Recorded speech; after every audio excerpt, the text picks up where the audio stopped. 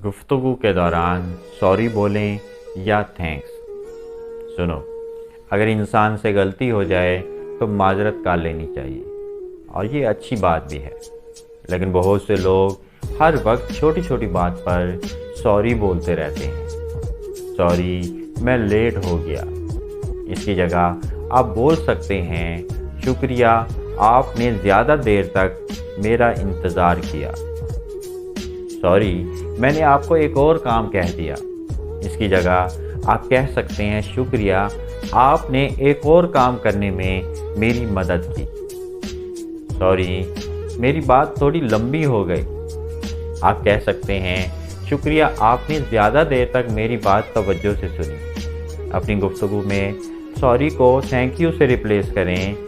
सुनने वाला आपसे मुतासिर होगा, आपसे खुश होगा और वो अच्छा फील करेगा।